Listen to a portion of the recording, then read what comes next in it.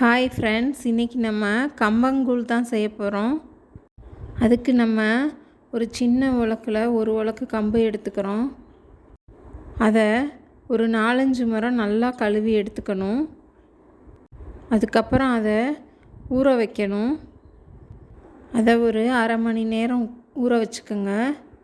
ஊறினதுக்கப்புறமா தண்ணி இல்லாமல் அந்த கம்பை மட்டும் எடுத்து ஒரு மிக்ஸி ஜாரில் போட்டு 1-2 அரைச்சிக்கோங்க. ரொம்ப நைஸாக அரைக்காதீங்க. வீடியோவில் காட்டுறபடி அரைச்சிக்கோங்க. நைஸாக அரைச்சாக்க களி மாதிரி போயிடும். அதை ஒரு குக்கரில் சேர்த்துக்கோங்க. ஒரு பங்கு கம்புக்கு 5 பங்கு தண்ணி ஊற்றிக்கங்க.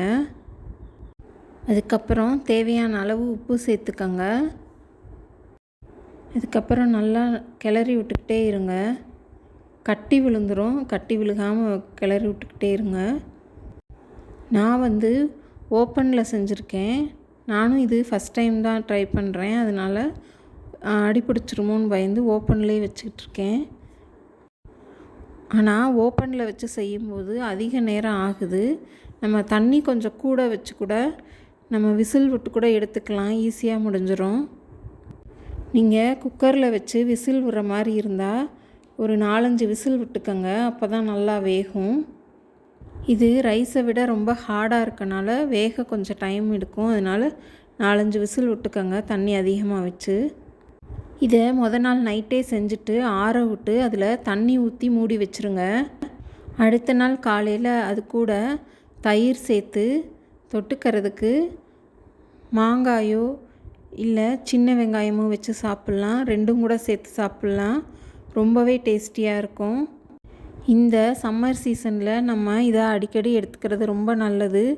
அதுவும் சுகர் பேஷண்ட்டுக்கு இது ரொம்பவே நல்லது. கம்பில் நிறையவே ஹெல்த் பெனிஃபிட்ஸ் இருக்குது. நீங்கள் போய் சர்ச் பண்ணி பாருங்கள். வாரத்தில் 2 முறையாவது இதை எடுத்துக்கோங்க. ரொம்பவே உடம்புக்கு நல்லது. இதை கம்பு சோறாவும் அப்படியே வேக வச்சு தயிர் ஊற்றி சாப்பிட்லாம். கூழ் மாதிரியும் கரைச்சி இந்த மாதிரி குடிக்கலாம். ரொம்பவே நல்லாயிருக்கும். இதை நான் சேலத்தில் ஒரு ரெஸ்டாரண்ட்டில் சாப்பிட்டேன்.